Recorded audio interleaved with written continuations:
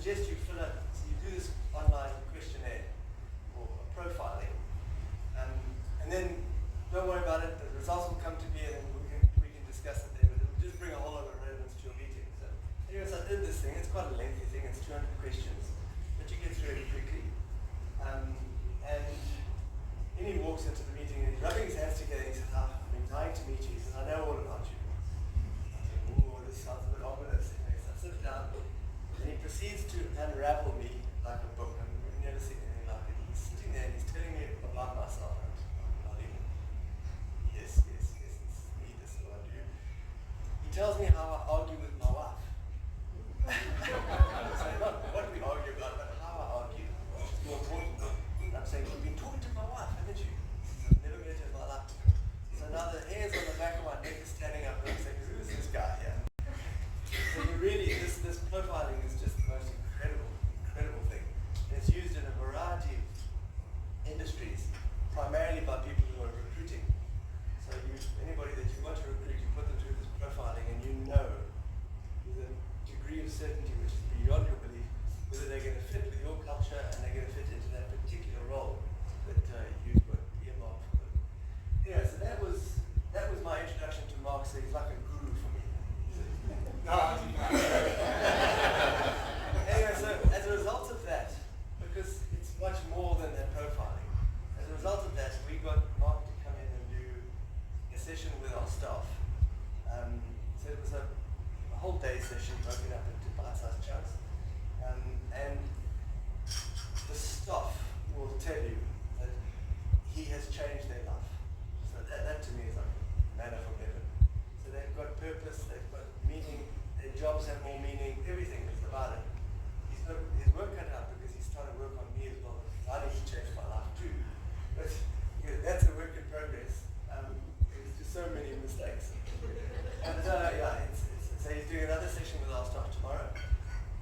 But Mark's interest is actually to fix the world, to fix people and put them in the right, so that people actually are happy doing what they're doing, and knowing what they're doing, and management is happy, and everybody's making money, and it's just a very happy place. But I'm not going to steal his thunder because I'm probably giving you a really, really bad example of what he does. Oh, I'm fascinated. Please. His official title is he's a personnel enhancement specialist. Is that correct? That's correct. So he's a personnel enhancement specialist. That's what he does. He's not a management speaker. He doesn't do all this stuff. He's very particular and he's very passionate about what he does. Don't get cornered in a corner because we'll never leave. But he's hoping to make a difference in Mauritius and with Mauritian companies. So I hope this is a good start for him today to meet a whole lot of people that have businesses or work in businesses and maybe identify that this might be something that they could use in their business. But without further ado, Mark Shreffler, welcome to the South African Chamber of Commerce. We have a little bit of a problem because we only have an hour and a half and we got to get back to work. So I've got to cram about 5 hours of information into an hour and a half. So I've come up with a solution for the problem. Because there's a lot of stuff that I won't be able to get into the detail I would like to. So I prepared a flyer for you guys. I'm going to hand this out right here up front. I don't know this. All the way to the back. Over here, all the way to the back.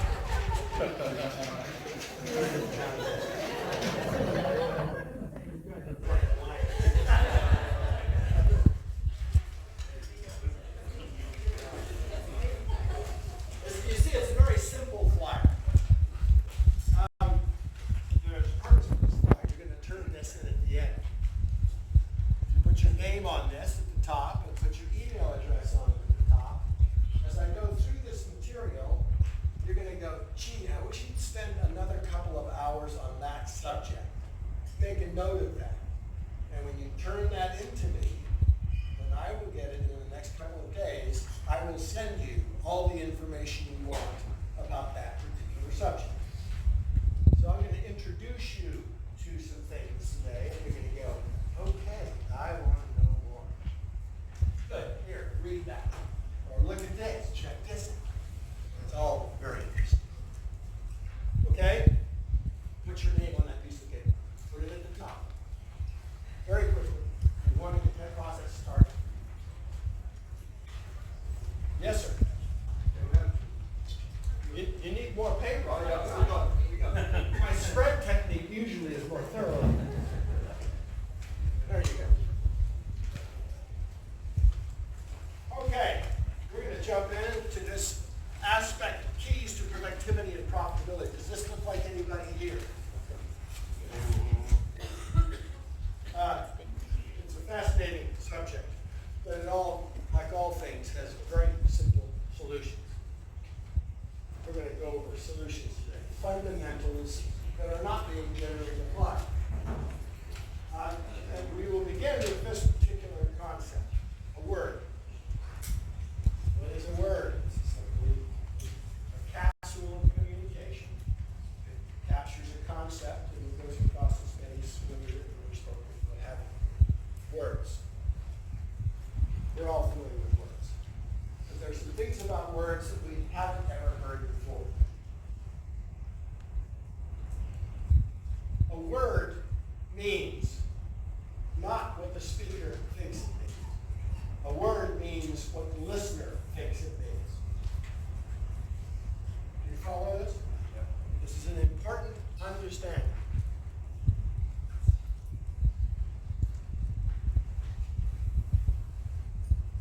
If I asked you to marry me, I would assume you know what I'm asking of you.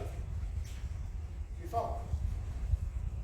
And when you say yes, you assume that I define the word marriage the same way. In the United States, there's a 54% divorce rate, which suggests that they defined marriage differently. Does that make sense to you all? Have you ever asked somebody to do something and they said yes they would and then there was no compliance? Does that ever happen? Well, here's an interesting observation. How many of you have ever found yourself reading a book and you get to the bottom of a page and don't remember what you read on that page? Does that happen? Right. The reason for that, of course, is that you earlier on that page passed a word you didn't understand. There are no other reasons. The test of it is, when you go back where you were doing well, right at the end of that, you'll find a word that you thought you understood, but you actually didn't. And when you pass a word you don't understand, your attention freezes right there. You still have some attention left, so you stumble forward. And by the end of the page, this is why people read before they go to bed. I can't get to sleep without a good book. And the more technical the book, the faster you go to sleep. You go past any classroom on this continent, in the world. Believe me, I've seen it all. Education is my business for these many years. You watch a teacher in front of the class giving a lecture to young kids who don't have a vocabulary that even approaches what this teacher is using in front of them. And sure enough, kids are out there going,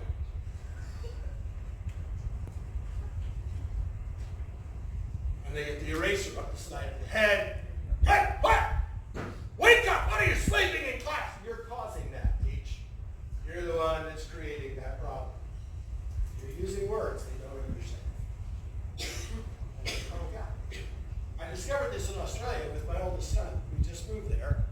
And he was home from his new school. I said, what did you learn today, Evan? And he said, nothing, Dad.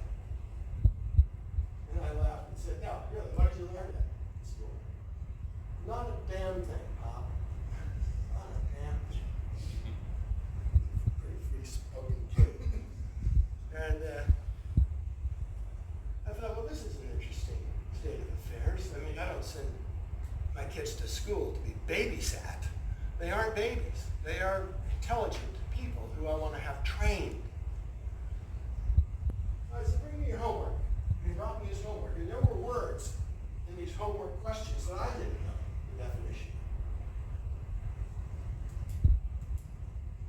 Long story short, that's when our homeschooling began.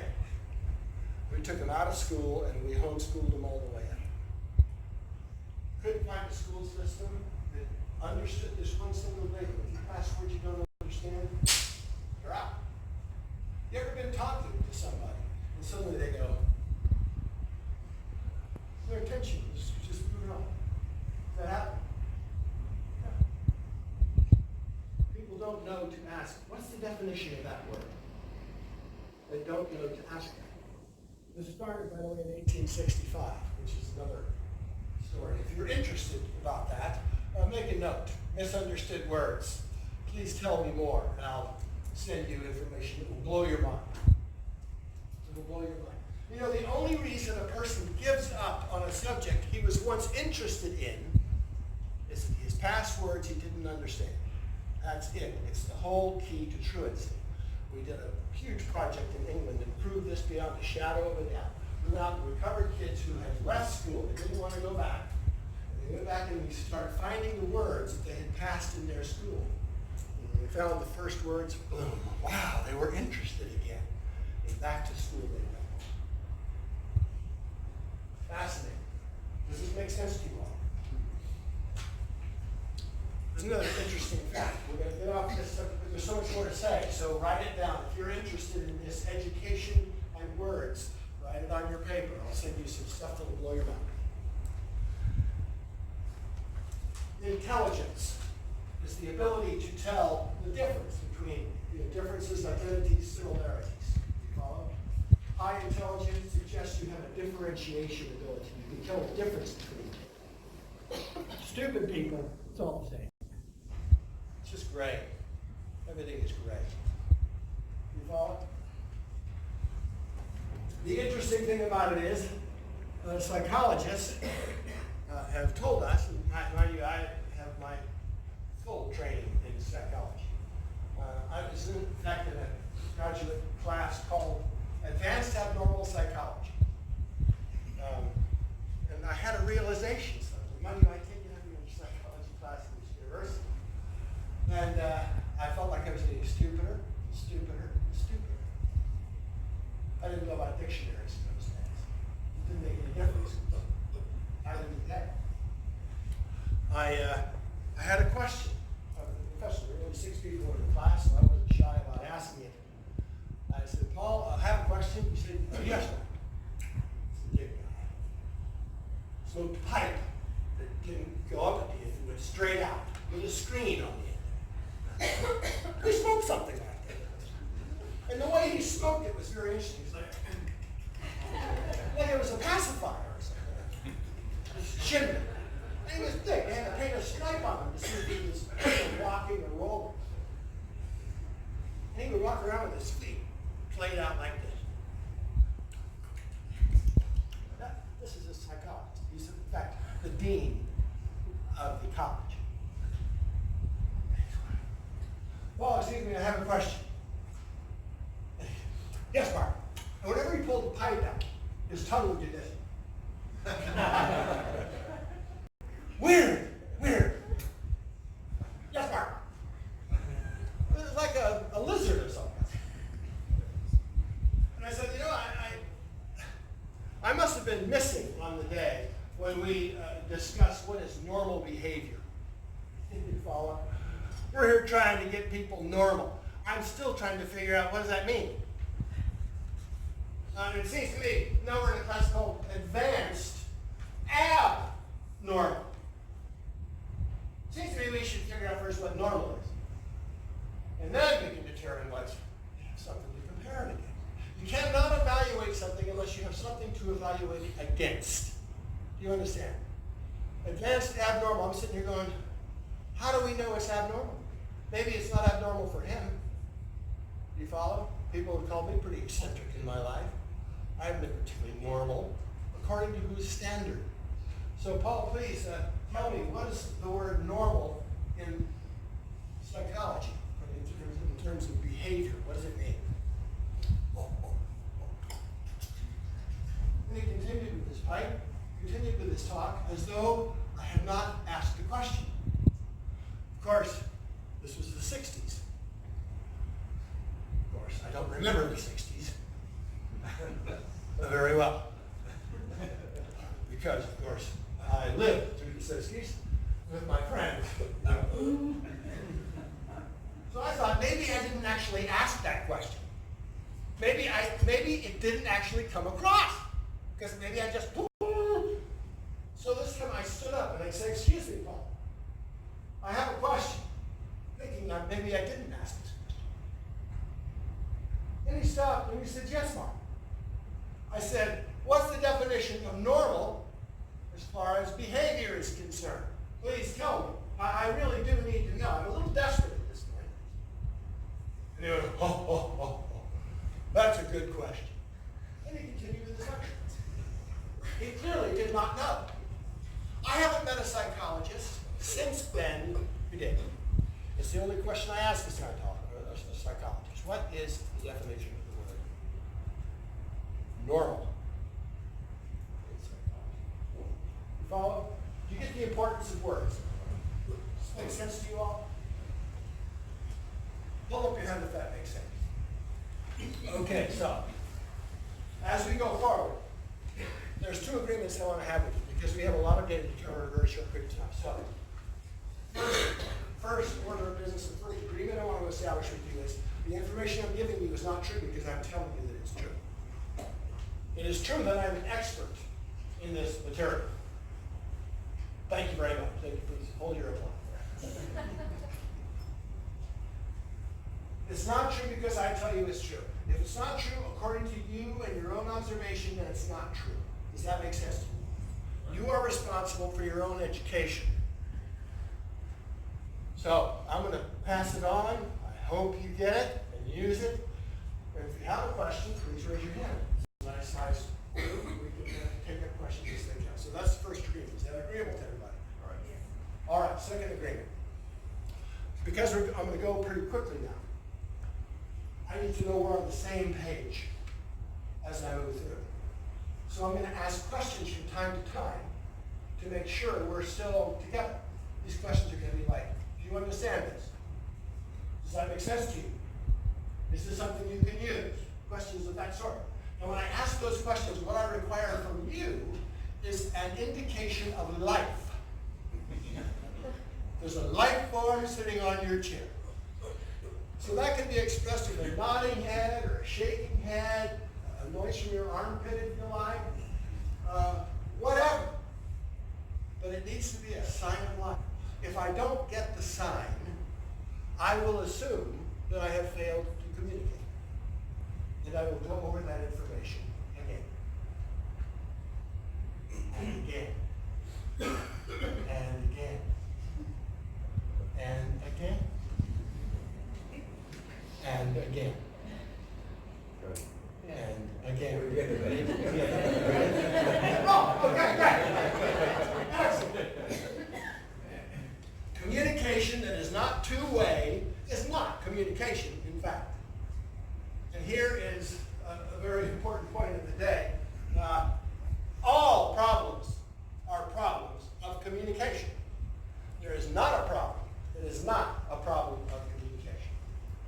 It doesn't matter what field you're dealing with, astrophysics, quantum physics, doing your laundry, training your dog, whatever it is, it's all communication. A problem is defined to that. There's a force and a counterforce. These things jam up and lock. They hang up. It's a communication, counter-communication when they lock. We'll get into a little bit more of that later. But the subject here is dealing with productivity and profitability. Believe me, when you resolve the communication issues in your company, they just vanish.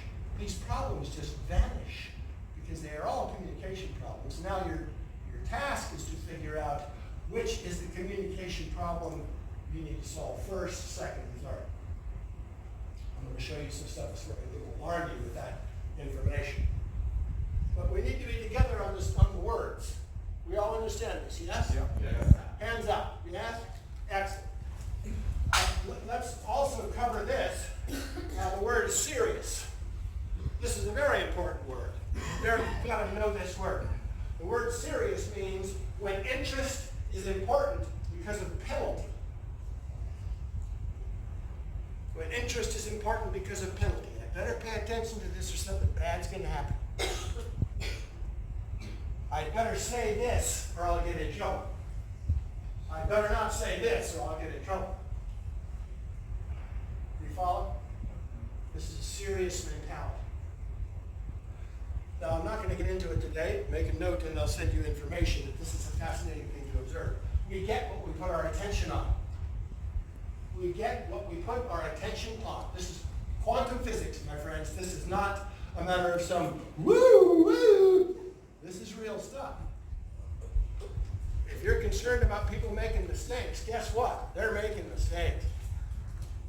Police, they want to get rid of crime.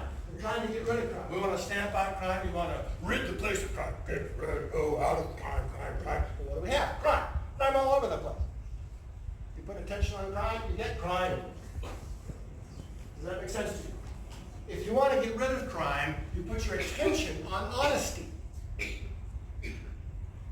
Does that make sense? If you want children who are competent, you put attention on training them. Do you follow? As soon as you start correcting people by pointing out what they're doing wrong, you just cut your throat. This is not the way you handle people. It's the way you handle a machine. You find a dentist. I've worked with thousands of dentists over the years. I mean, terrible managers. Terrible managers. Because what they do all day is they sit in an operatory looking for cavities, looking for problems that they have to fix. And they're in there like this, all day. And then they come out of their operatory and they look at their staff. They start picking at their staff. Have you ever seen somebody in your office, for example, who's always pointing out what's wrong? That person is creating the wrongnesses. Do you follow? It isn't that the wrongnesses didn't exist. It's only that they persist because attention is on them. You will find that people want to do well. They want to succeed. I don't care who you are on this planet. You are basically good and you are seeking to survive, and all you want is what's right and beautiful and good. Honestly, this isn't some airy-fairy comment. This is the most easily observable thing around. And the only way we blunt the way of that is by pointing out what's wrong all the time. You didn't do this, you didn't do that, you didn't do this. Does this make sense to you all? So you create a very serious environment. How many of you saw the movie Jaws? Yes? Remember in the beginning scenes, when they first were introduced to the shark, the girl is out there swimming, and the boy, he's so drunk he can't hit the beach with both hands. And she's out there swimming, and he's trying to get his shoes off. And she's out there swimming, and suddenly you hear, yeah, and you think, that doesn't sound good. Yeah, and then he's trying to get his shoe off on the beach. And then she's swimming in. Yeah. And then the view is different of her legs. Oh, gee. I better get to the beach, young lady. You know, you're hollering out, you're just wishing her someplace else because something bad is going to happen. Wouldn't it be great if life had a soundtrack? Wouldn't it be great if before your last wife or your last husband, before you met that person, when you first met them, you heard,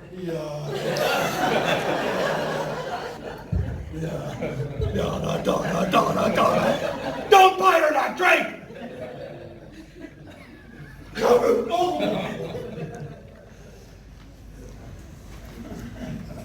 Well, what happens after a few of those shark attacks is you get very serious.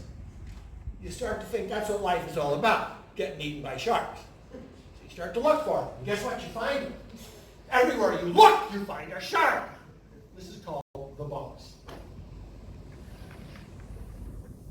Does this make sense to you all? Yeah.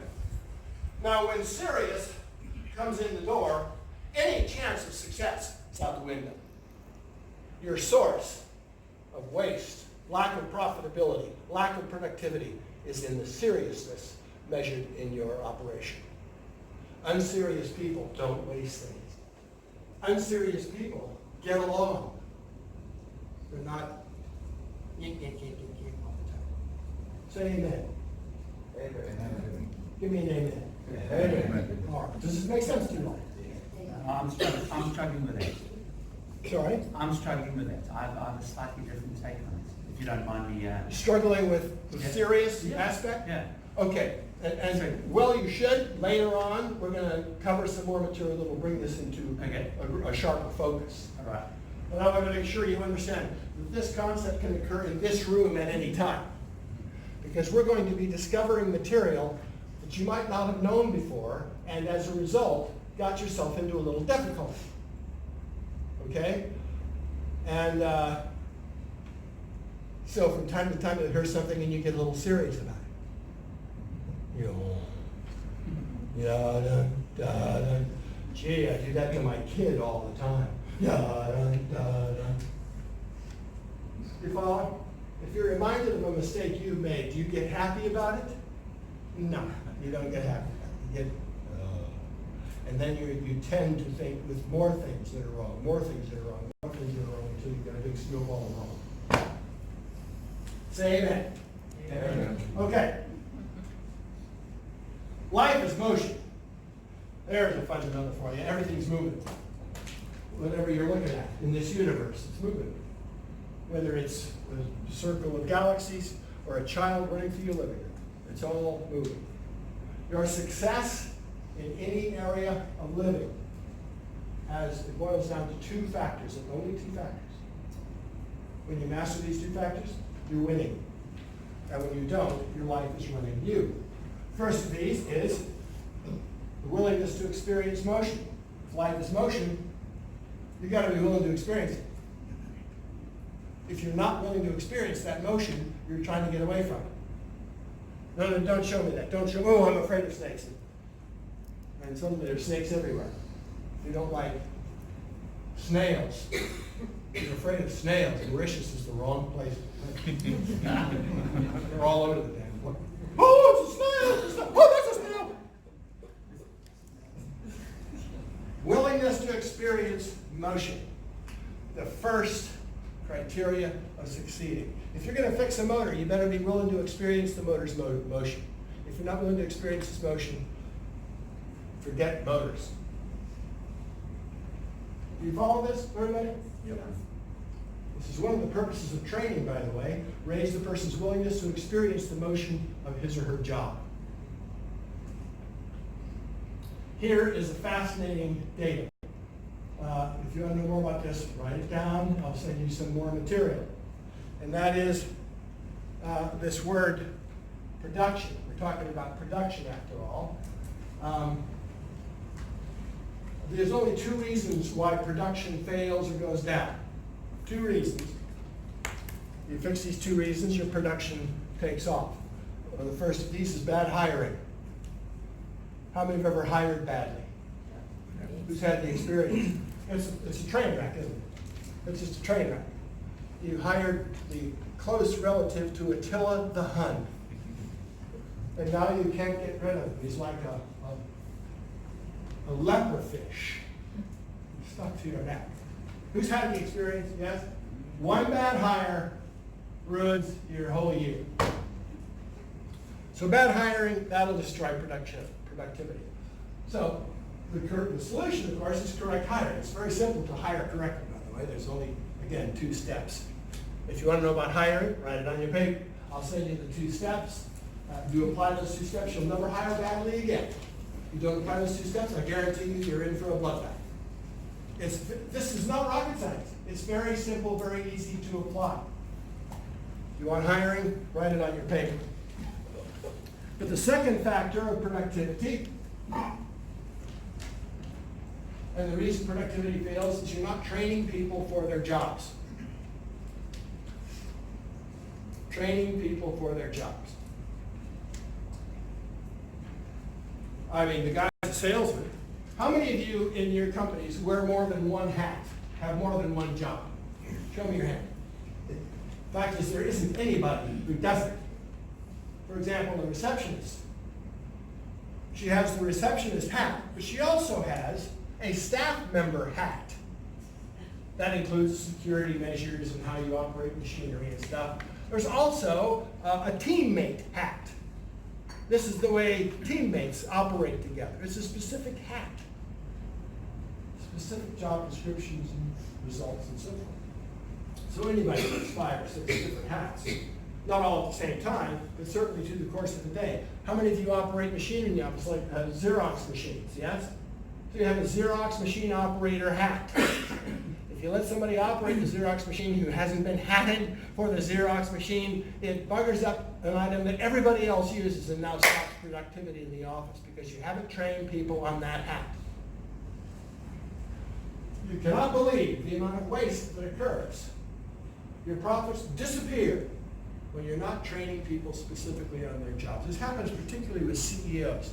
Somebody who starts a company, in the beginning is wearing all of the hats. All of them. I wear the sales hat, but in order to do sales, this has to happen first, second, third, fourth, then I sell the hat. Do you follow? So I hire somebody to be my salesperson. But he's already a salesperson, so I don't have to train him. But wait a second. There's all these other hats that he has to wear to be effective in your company selling. You follow? You don't turn those over. You just hire a salesman because I don't have to worry about training because he's already a salesman. Have you ever done that and found out that the guy couldn't sell? It might not have been his sales hat per se that he was failing on. It's like somebody tells you my marriage is on the rocks. Okay, here's another important rule of thumb that will destroy your productivity. Allowing generalities to float through a business. What is a generality? It's an unspecific. Everybody knows you can't do blah, blah. And you say, who is everybody? And then he comes up with one particular person who said that. Politicians do this all the time. The American people want, wait a second, I don't want that. I'm an American. In fact, I know a lot of Americans, and I don't know anybody who wants that, what that politician said. Generalities are things that people hide behind to keep their mischief unknown. Never allow a generality. Well, we can't do that because everybody in Mauritius is, you ever heard that? Generality. Oh, Mauritians are generally, wait a second, who are you talking about specifically? Does this make sense to you all? Yeah. All right, so you've got to recognize that hiring correctly and training people on their specific jobs are 2 critical factors. If you do them, your profitability soars, your productivity goes up. If you don't know anything else today, wow. But part of the training includes, of course, the words that you're training these people on. This gets into this second factor, the 2 factors of success. Your willingness to experience motion and your ability to control motion. These are the 2 factors, because life is moving. If you're willing to experience the motion of a car and able to control the motion of the car, you own the car. Does that make sense to you? If you're a salesperson, you're willing to experience the prospect, you're willing to experience the whole sales process, you're willing to experience the motion of no. How many salespeople have you ever known who resisted the client saying the word no? Salespeople hate the word no. They'll do anything to keep people from saying no. If it looks like the customer's going to go, the potential, the prospect is going to go, as soon as he goes, the salesperson whips out his bag of sand, and he starts to do something else to deflect the person's attention away from the big no. You've got to be willing to experience the motion of no. Are you with me? You've got to be willing to experience people not liking you. Does that make sense to you? If you're not willing to experience people not liking you, you're already not living your own life. You're trying to live what you think other people want. But they're as confused as you are in that. Does that make sense to everybody? Yes? Yeah. We're still together? Write down anything and get more data. I got all kinds of information. You're just moving right along. I'm going to ask you all to do something. I want you to do it as quickly as you can and hold up your hand when you've accomplished it. Are we agreeable to this? Okay, everybody, this is a nose. I want everybody to touch 3 noses. Start.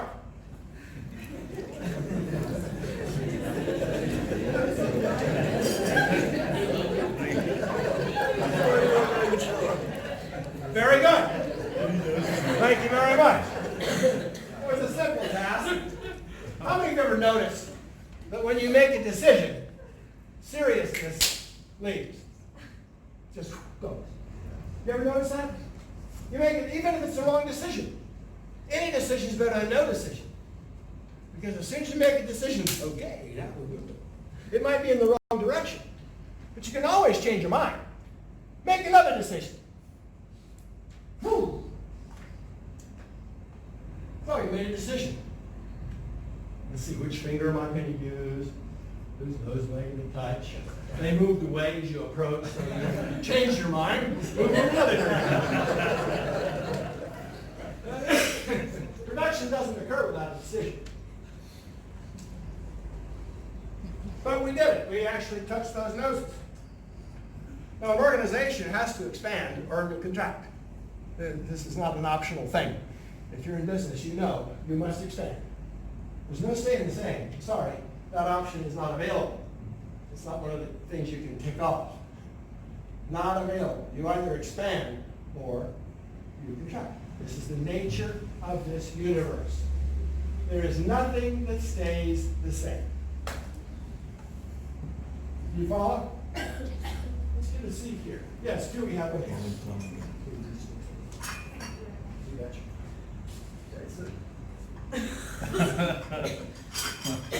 All right, so now we have a plot of productivity. Now we know you can touch this many noses in this period of time. But to expand, we need to target and quota something that is a little bit higher. So this time I'm going to say start, and I want you to touch 3 noses twice as fast as you did a moment ago. Ready? Start! Hands up when you're done. Excellent. Excellent. All right, you did it.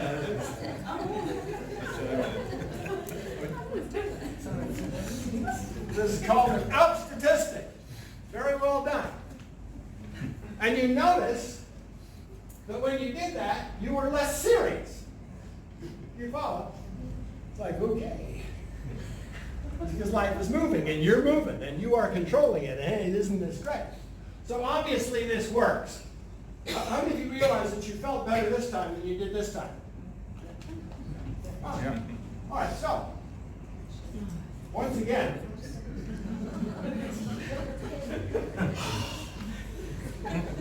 did you feel? Did you feel what just happened? As soon as I put this quota up on the board, everybody went, oh no. That's too fair. You're being unreasonable. I can't do that. You poor thing. The fact is, 2 points of hiring very quickly. Number 1, you establish the person's production history. What is a production history? It's the history of the things the person has completed, finished. Not the jobs he's held. I don't care what jobs you held. I don't care what your degrees in school are. One of the best hires I ever made was a 22-year-old kid for a middle management position in a major company. He's 22 years old, this kid. The only reason I interviewed him was the person who sent him to me, who had lots of credibility for me. He said, you got to interview this kid. I said, for what position? He says, whatever. Just interview this kid. I said, okay, I'll do it. Sat the kid down, his name was Gareth Jekyll. He was bright. I must say he was bright. But boy, can you buy a lot of stuff. In America, we have an expression. I'm sure you probably have it here too. I'll demonstrate it. This is American Sign Language, by the way. Everybody show me 2 fingers, your right hand. And lay it across the wrist. Just get the left hand doing this. That's American sign for bullshit. You have that expression here? Bullshit. There's a lot of this out there. So if you see this, you know what I'm talking about. How do you know it's this? Because it doesn't work when you actually apply it. If it doesn't work when you apply it, then why are you wasting your time with it? Only apply what works. Ignore everything else. If it doesn't produce improved productivity, you know, production is the basis of morale. You don't have to worry about the culture. Get people productive. They'll create their own culture. And it's a culture of productivity and aliveness and enthusiasm and fun. Are you with me? Productive people are fun people to be around. Unproductive people are telling you why you shouldn't be so unserious. You're not taking this seriously. You're right. Who hired you, by the way? So, you see this thing, the seriousness kicked in. So the first thing you do is you realize this is not a failure on the part of the employee. This is an inability on the part of the manager to recognize that the most important role of a manager is to train his crew. You must train your staff continuously, continuously, continuously. Training is the source of much mana, my friends. Would you two come up and assist me with this? I would ask Richard, but I would much rather. Now, I'm going to show these guys how to do it. I'm going to train in touching two noses as quickly as I need them done. Don't ever put discipline in on people who are not trained. Do you know what the source of riots is? The source of riots is injustice. It is not the fact that people don't have food. It is not the fact that people don't have housing. It's the fact that those people have food and those people are denied food. Do you understand? Those people are treated with a different standard than those people. You do that, you are an idiot as a manager. You must have a system in place that is equal for all. It's based on your productivity. You follow? If you get your production done by noon, you can take the rest of the day off because it's running by production. It's not running by touchy-feely. So I'm going to train you. Are you ready? Yes. You look ready. So this is what we're going to do. I'm going to touch you on the nose. Okay? Okay. All right? I'm going to touch you. You got two of my noses right there. Now, you're going to touch me here. And you here. Now you're going to touch each other. Now, when I say start, you take your finger off of their noses, touch your own nose, put your hand up. Okay? Let's try it in slow motion. Ready? Start. Well, that's a good one. See, yours is you have the right idea. But okay, here we go. Once again. Ready? Start. You got the right idea with the other hand. Okay, you ready to go? This is for real. It's for real. As fast as you can. Ready, set, start. Boom, boom. This is your quota. Now you can be willing to experience this motion and able to control. So I want you to find the two other noses that you need. Go ahead and do that right now. Go ahead and find your noses. We're going to do this step. Okay, here we go. Hands up when you finished it.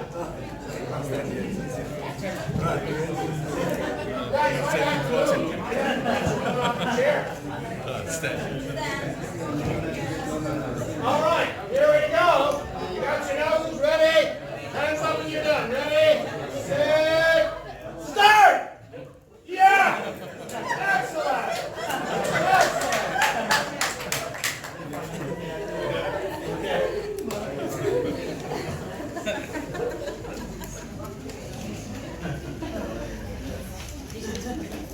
This is what happened. You produced that much. You follow? Now, how many of you agree this time it was more fun than that time? How many of you agree that this was more production than that? How many of you agree that there was less motion going on here than there was down here when you were going? You were running around untrained. That running around untrained creates a thing called a backlog. Do you know what the primary source of loss in your organization is? Accumulated backlog. I promise you, that's it. All you got to do is get a good definition of what a backlog amounts to. And that could be a simple thing like the day you registered your company and started business, you didn't put in certain fundamental processes. And because you didn't put in those processes, they still haven't been put in because now you're so busy, you don't have the time to put them in. Are you with me? Why are you so busy? Because you've got so much undelivered backlog to handle, your attention is completely dispersed. You're busier than a three-legged cat trying to bury his stool on an ice pile. Did you all get that graphic?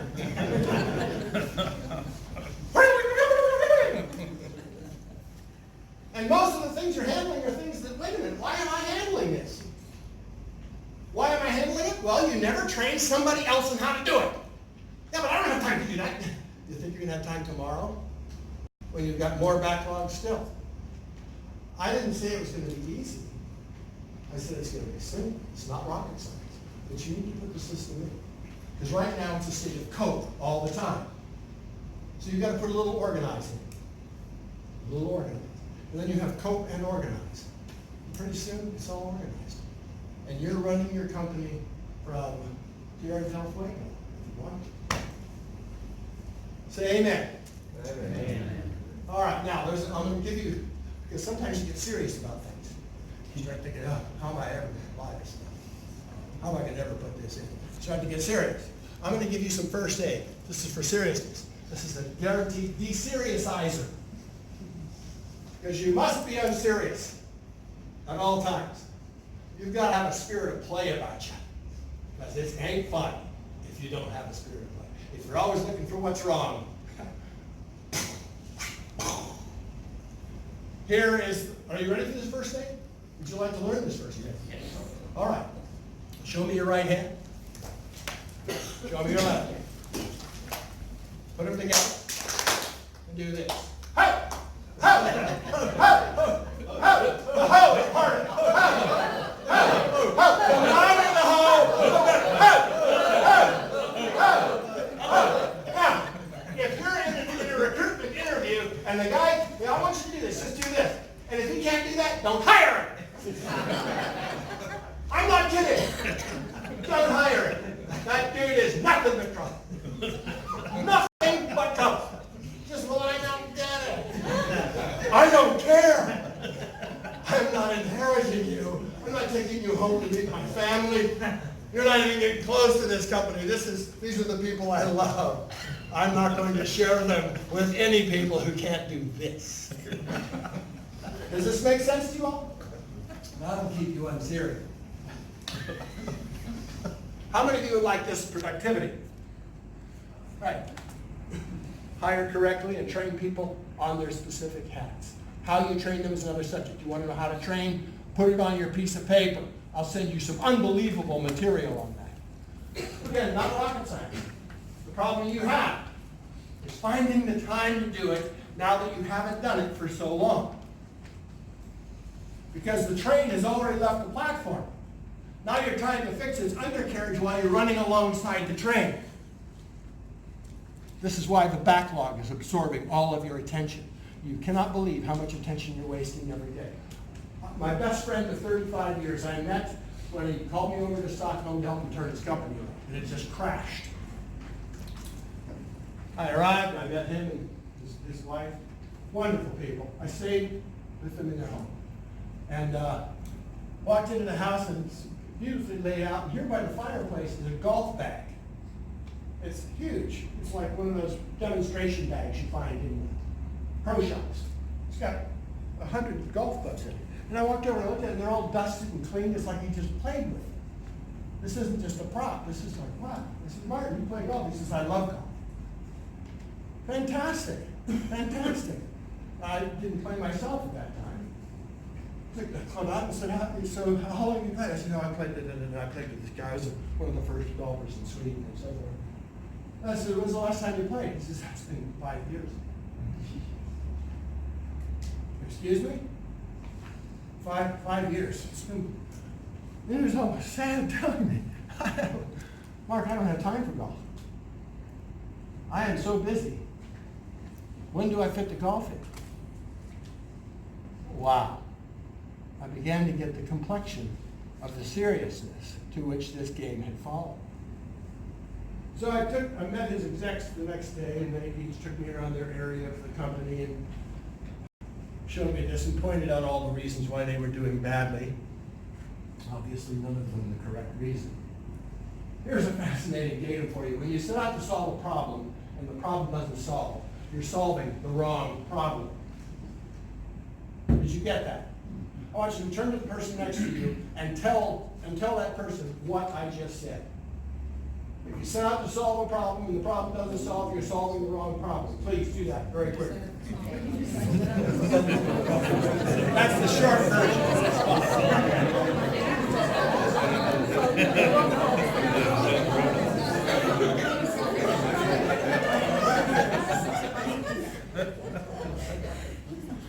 I went into Sony some years ago. They had lost the market share. They went from 94% to 78% over a 7-year period. Their sales manager went to a sales workshop that I was delivering. And at the end of this workshop, he came to me and said, we want you to assist us. I said, well, who is we? They said, well, my company is in Silicon Valley. But you've covered material here that I think is important to us. We've been trying to solve a big sales dilemma. I had no idea how big. This is a $4 billion a year division of Sony. So I was out in Silicon Valley, and I debriefed with the senior management of this particular division. And by the end of that 2.5-hour debrief, I had the problem. You see, they've been trying to solve the wrong problem for 7 years. They kept telling me it was a sales problem. So I knew going in the room, it's not a sales problem. I don't know what it is, but they've been throwing a lot of money to fix their sales area. So I knew it's not the sales area. These were not stupid people, they're just untrained people as far as debugging production areas. Debugging something is very simple. If you want to know more about debug, put it on your piece of paper. If you can't debug problems, you are crippled. Because, well, when you solve a problem, your problem doesn't solve, you're solving the wrong problem. So he was solving the wrong problem for 7 years. And in a 2.5-hour meeting, I discovered, that's an interesting problem. I said, yes, I think I can assist you. You wouldn't believe hair follicles coming out. So, what do you need? What do we need to do? I said, I want to see all your marketing vice presidents for 1 full day. Tomorrow, here. Okay, we can do that. What then? I said, there's no then. Give me the marketing vice presidents for a day. We'll do what I'm going to do with them, and then we're going to see what happens. If that doesn't fix it, it might take a little follow-up, but I think this is going to be an easy problem to solve. Of course, nobody believed me, but the next day, all those marketing vice presidents were in the room. And we fixed the problem. It was amazing, because it wasn't a sales problem. Go figure. It wasn't a sales problem. Who would have thought? They were looking in the wrong basket all these years, spending millions and millions of dollars. All these guys were being transferred to other areas of Sony because of the failure to recover the sales. That's the way they don't fire people at Sony, they just transfer them to the Adirondacks or something. We identified the problem. If you want to know what the problem was, write it down on your piece of paper, and I'll send you full data.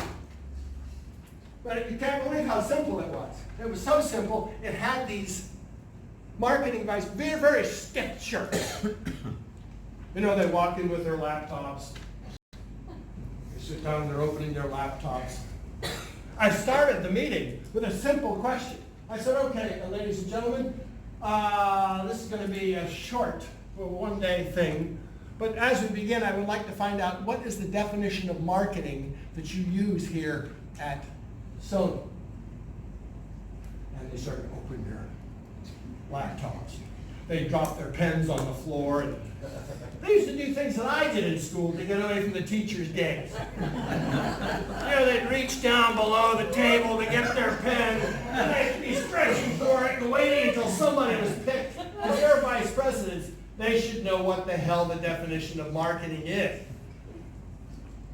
But then they all picked up their pens, and then something else happened, and they would be off. And I said, we can't go forward, ladies and gentlemen, until somebody tells me what definition of the word marketing do you use here at Sony?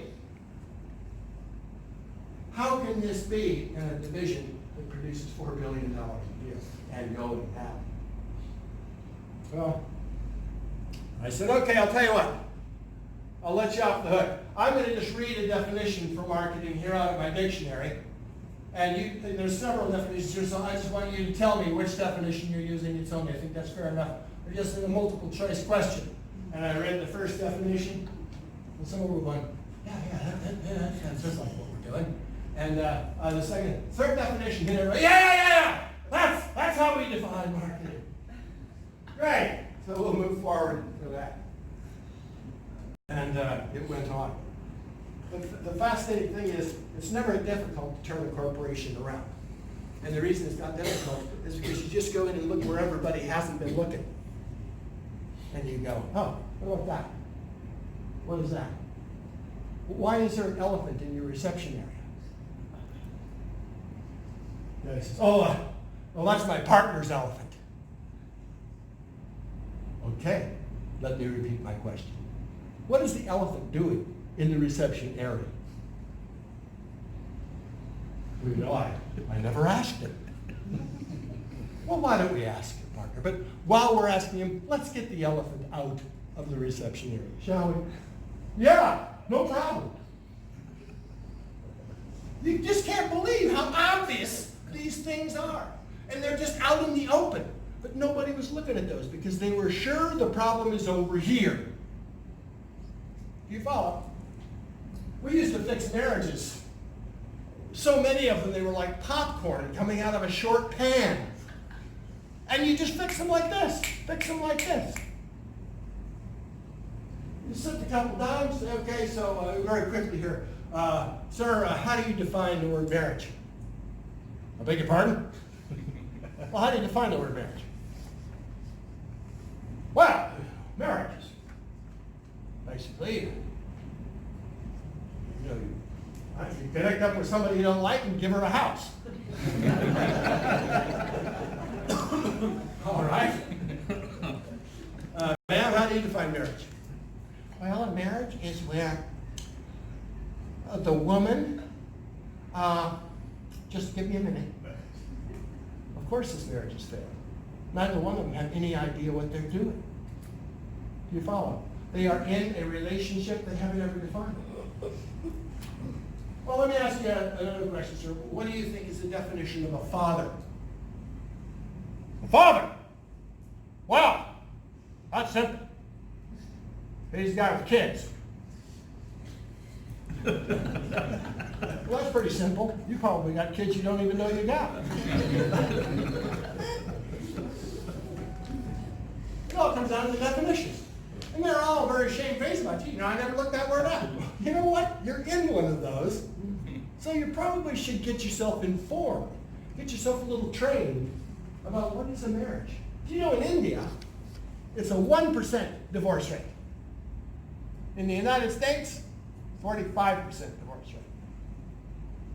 In India, it's arranged marriage. Oh, it's arranged. Oh. I'll tell you, the best marriages I've ever seen were those arranged marriages. They were fantastic. These people are totally in love. And how do they get in love? Because they work things out together. Because we're married. And that means forever. Do you follow? In the West, I love you. I love you. And they're prancing down the road. And one day they go, oh, I fell out of love. You can fall in love. You can fall out of love. What a fickle world this is in the United States. Are you with me? Not so fickle in a culture that's 6,000 years old. And it's been doing things like that for 6,000 years. They figured it out. There's things we can learn from it. I digress. Are we all still together? Yeah. Are you guys enjoying yourselves? Yes. How many of you are getting something out of this? Yeah. Oh, the best is yet to come. The difference between this level of productivity and this level of productivity is training, period. If you're not training your staff every day, you're a fool. You are hemorrhaging your resources. All the people you have, honestly, the American Army taught me this. You can take an idiot and train him thoroughly on a particular thing, and he looks like a genius. Train him in sonar, how to operate machinery underwater. The guy's brilliant. He can identify anything that swims on his sonar equipment. You go try and play bridge with him. Bridge? Are we going to build a bridge? Excuse me? I'm sorry. I thought you were somebody else. No, you don't play bridge with this guy. You don't play poker with this guy. You don't play blackjack with this guy. He doesn't know how to deal. Yeah, I do this and then. But sonar, you put him in the sonar room. It's genius. You can make an idiot look like a genius if you train him. Do you follow? But you can take a genius and not train him, and he looks like a fool. Does that make sense to you? Yes. If you are not training your people, you are missing the most important bet there is. But it's got to be correct training, and it's got to be on a specific line. Yes, ma'am? And who is training us? Pardon me? And who is training? Who is training you? Yes, because if I train people, Yeah. I also need to be trained. Yes. So who is training? I offer my service.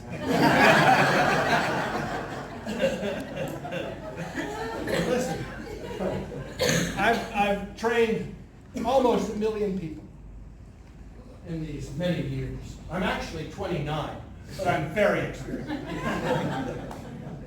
Truth is, I've trained from Halliburton and British Petroleum to 6,000 or 7,000 dental practices, chiropractic offices. All exactly the same way, with exactly the same fundamentals. It doesn't make any difference. I drop this pen, it falls on the floor. If you're in Sony, you drop the pen, it falls on the floor. If you're in a dental practice, it falls on the floor. It's the same fundamentals that build something.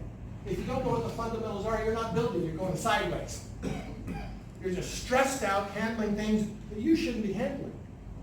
You get your most important people are the ones who can finish something. Remember when you hire good people, what's a good person? A person who can finish things. They have a production history, a history of things they have created and exchanged for something of value. That's all you are interested in a job interview. I want to know what you have created that you are proud of. Well, this is when I came back to old Gareth Jekyll.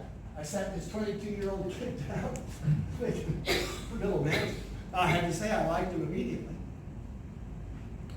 And I said, well, Gareth, tell me, what have you created that you're proud of? He said, and he just brightened up me and he says, well, I built the house by myself. I said, excuse me? Yeah, it was a 2-bedroom, finished house with a finished basement. I built it by myself. And I said, really? And they thought, well, I have to tell you, the first 3 houses I built with my dad. He showed me how. Just so I understand. I mean, I owe it all to my dad. He showed me how to do it. And of course, I had a plumber and I had an electrician because I'm not licensed for those things. So it wasn't totally by myself. But everything else is by me. I did it. Squeeze me? 22-year-old kids accomplish that? I said, can you verify this? And he said, well, you know, as a matter of fact, I have a picture. And he pulled out his wallet and he had a picture. He says, this is my plumber, and this is me, and we're in front of the house. This is the house. I said, who can I contact to verify this information? Oh, well, here's my plumber's phone number. Here's my electrician's phone number. I give him my dad's phone number, but you know, he's prejudiced. You know, he was very proud of me. I couldn't believe it. This is too good to be true. And so I called his plumber. Said, listen, I have a young man here, Gareth Jeff. And he's immediately, you can feel him smiling. He says, yeah, holy smokes. Powerhouse, eh? He says. I said, well, he tells me that he built the house by himself. Oh, hell yeah. And did you see his stamp collection? I said, well, I didn't know anything about his stamp. Oh, man, you got to look at his stamp collection. Holy smokes. Unbelievable. I did finally see that stamp collection. He had drawers that were this deep in a room, that long, and they were full-on pull-out drawers, filled with the most beautiful stamps. Several $100,000 worth of stamps for which he traded. Never paid a dime for any of it. But he made this beautiful oak, slide, effortless. He made all of this. 22 years old. That was in addition to the house and everything else that he accomplished. This guy's a diamond. Gareth Jekyll. 4 years later, he bought that refrigeration company that we hired him into. Of course we hired him into it. What the hell? I don't care if I didn't even have a job. I don't care if I don't have space for the guy. We'll have him build a room on the back. You follow? You make room for people like that. I don't know what we're hiring him for, but we're hiring the guy. He gets things done. That's the definition of a good hire. So here are the 2 rules of hiring very quickly. Check the production history. Finished things. What has he finished? And 2, verify those things with your employers. Verify. If you do those 2 things, you'll never again make a huge error in hiring. Because the 2 points of hiring, you hire correctly, that's handled. Now you train them on their jobs. If you take a genius and you don't train them, you're the idiot. Because you're wasting this unbelievable potential. People are good. They are so capable. But you have to harness their ability. Say amen, everybody. Amen. Okay. Training, baby. Now motion. It's important to understand that life is motion. Everything is moving. But now here's a word you probably heard a lot, but haven't heard much about. That's emotion. Emotion. What is emotion? Emotion is the resonant field that resonates particular behavior connected to each emotion. It's all that emotion is. It's no big deal, but you haven't studied it much because in all of my years studying psychology, never came across the subject. And yet, it's the most important subject there is, period. Why? Because people are the most important thing. Things are only as important as they serve people. Does that make sense to you? This is why I'm a personnel enhancement specialist and not interested in anything else. Because people are valuable. But if they are treated like they have no value, which is to say they aren't paid attention to, they aren't trained, they aren't assisted to accomplish their potential, we're wasting our greatest asset. Does this make sense to you all? Yes or no? Yes. This is a hugely important thing to understand. And they all express themselves emotionally. This is the emotion scale. I have literally delivered conferences that went for a week on this subject. Its applications to marketing, to sales, to management, to every aspect of an organization are unbelievable. Because emotion is the common thread to the human condition. We all have it in common. Do you follow? They're all the same for all of us. Never mind the color of the skin, your religious beliefs, your sexual orientation. It doesn't make any difference. If you're pissed off, you're pissed off. Do you follow? You could be a surgeon who discovers her scalpels are dull in New York City, and she's pissed off. Same characteristics as an aborigine in the outback of Australia whose boomerang won't come back.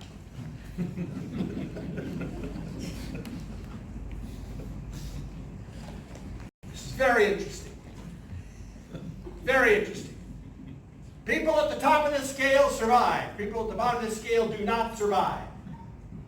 People at the top of the scale are easy to get along with. People at the bottom of the scale are trying to suck these people down the scale. People don't get along at different ends of the scale. Why? Very interesting why. It's easy to think of, because we're not going to go into any detail of this. I wrote a book on this subject. Write down, I want the book, on your piece of paper. I'll send you the book. No fee. I'll just send you the damn book. I want you to read this book. It will change your life. You read the book, Richard. Listen to what Richard has to say about the book. What's the book called? Yeah, he had to buy it. What's the book called? Sorry? What is the book called? It's called The Emotion Road. The Emotion Road. The Emotion Road, yeah. It's available on Amazon, but it's a crap copy. I don't know what we have some kind of a thing we're going to sort out this week, because I'm not literate on the internet stuff. Computers, really. I get very hostile around computers. I want you to just keep in mind, this is a simple thing to understand. There's a make-break point. Antagonism. These people are very tolerant of motion. These people are very intolerant of motion. And it's a gradient scale of tolerance. Are you with me? We have less tolerance, less tolerance, less tolerance, no tolerance. Do you follow? And as the emotion condenses, its behavior characteristics change very precisely, very distinctly to the next lower emotion. There's nothing optional about it. This is not something I want you to believe, and don't give a damn if you do or not. It's very observational. Look for yourself. Have you ever observed, for example, when you're giving your idea to somebody who's pissed off, the person is not listening? All problems are problems of communication. All problems are problems of communication. Let me show you something. Just below, this isn't the whole scale. There are emotions between these things. If you want, by the way, a copy of the scale, say I would like a copy of the emotion scale on your piece of paper. I'll send it to you. I really want you to have this. You'll look at this. As you come down this scale, in between conservatism and boredom, there is an emotion called mild interest. Mild interest. Mild interest is the first point on the emotion scale going up when you have interest as a factor. You follow? Interest is a fundamental condition of communication. If it's absent, there's no communication. So anybody who is below mild interest on this emotion scale, sorry, no communicating going up. All problems are problems of communication, and the source of them very often is just people who are low on the emotion scale. How do they get low on the emotion scale? Well, there's a number of ways. All of them very easily based. Easily reaping. This is conservatism. This is the point of the emotionally conservative people like to keep things the way they are. What do you want? What are you having? They're not going to make any decisions that haven't already been made. Do you follow? You don't want an executive in conservatism. Because if it ain't in policy, he doesn't know what to do. Well, what does the manual state? Let's do it that way. Conservative. They don't want to change. Just keep it the way it is. So then the person starts to erode, because if you don't go up, you're going to go down. Are you with me? This is the way the universe is. It's all motion. You're going in, you're going out, you're going up, you're going down, you're expanding, you're contracting. Well, on the scale, you're expanding or you're contracting on this emotion scale. On any given subject, you can have a different emotion. Are you with me? With your kids, you're enthusiastic as hell, and then you find out the mailing didn't go out yesterday, and you get pissed off. Are you with me? You're all over this emotion scale in the course of 24 hours. Does that make sense to you all? Yeah. This is a fascinating thing. Because nobody, oh, he's a very pissed off guy. Yeah, sometimes. Depends on what you're talking about. You ever talk about rugby with him? Yeehaw! Yeehaw! He's not pissed off about rugby. Say amen, everybody. You got this? Amen. All right, now, pain. Very important emotion. Pain is the perception of imminent loss. I'm about to lose something.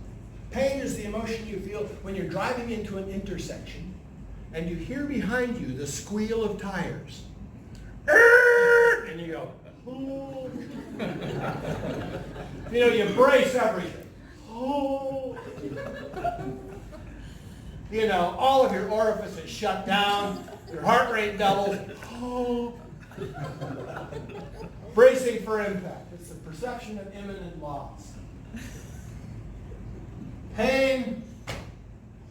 If you're not willing to embrace pain and experience pain, you are never going to accomplish anything. The reason that everybody gives you all the work is because you have a thing with pain. Pain lets me know I'm not dead yet.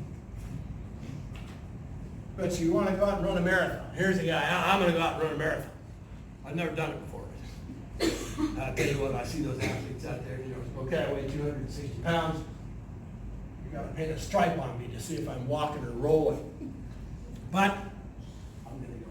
So I buy the leggings and I buy the water bottle and I got the whole thing. And I get out, I start to run just around my yard. And before I have completed a full circuit of the yard, I'm going, shit. This is hard. I think I'll take up golf. Let me tell you something. Anybody you have ever met who is an accomplished person understands pain. And they understand the need to move through it. Do you know the inspiration for learning is pain? This is why rich kids are incompetent. Because they can buy everything off. They have everybody else. They have their maids. They have their assistants handling things. I had a secretary, Lorelei, who was my pain merchant. Anything that was painful for me, I just give to Lorelei. She was really good with that stuff. She was just tough as a bull. She could get things done like crazy, so I didn't have to do it anymore. So all my most painful areas, I turn over to Lorelei. She is a very competent person. All competent people have a willingness to experience the emotion of pain. People who don't want to experience pain stay away from it, and they remain here on the scale. These people are not surviving. You hire somebody who's here on the scale, you just hired a liability. Most of the resources in your organization, my friends, and trust me, I want to talk to you about this, because if you don't understand this is true, you are missing a major problem. Most of your resources in your organization are tied up in the attention sucked into backlogs, unfinished work. Do you know how important the backlog is? You know, how many of you heard of the Vedic hymns? The Veda. The Hindu scriptures. Yeah. Raise your hand if you've heard of the Veda. Okay, this is an interesting thing. But in the third Veda, the third Vedic hymn, we are introduced to a term which is karma. You've all heard of this term, karma? The word karma means, literally in Sanskrit, it means finish. That's what the term means. Finish. Start what you finish. And if you don't finish it now, you will finish it sometime before you get off the wheel of life and death. Because that's what's holding you to it.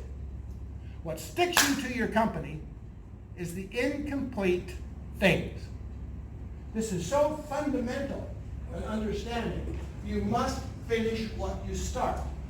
How many have ever gone home exhausted at the end of the day? The reason you went home exhausted at the end of the day, one of two reasons. Number one, you've been this far away in a computer screen all day. Or two, you have incomplete cycles, things you started but you didn't finish in the office. You wouldn't believe what happens when you start finishing things. You start to get your head. Don't kidding me. Wow, I've been working on that for 17 years. My kid just graduated. Yeehaw! That's been a backlog of 21 years.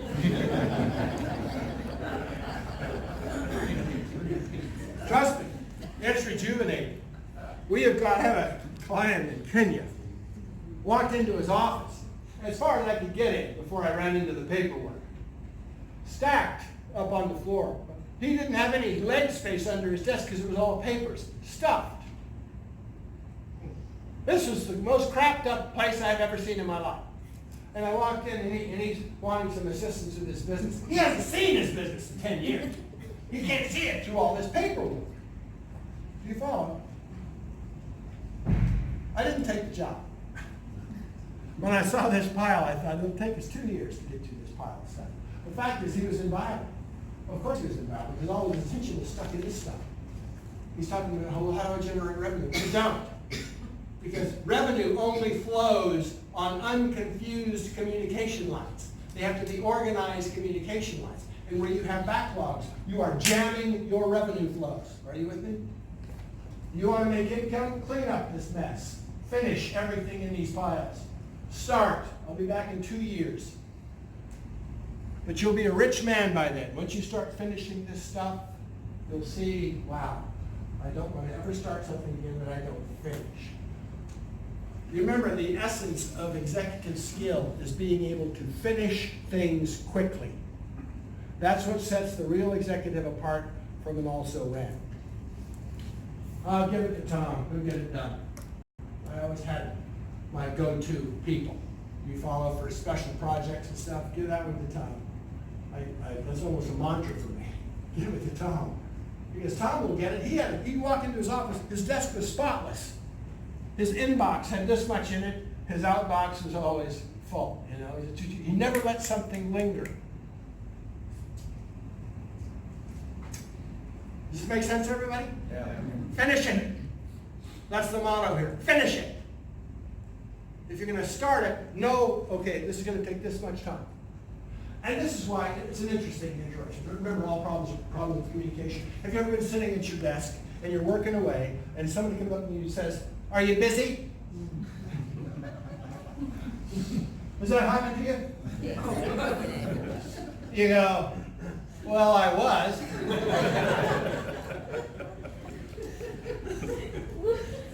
I was very much in communication with what I was doing, and now I'm somehow being enforced to be in communication with you, you lazy son of a bitch. That's an American expression, never mind.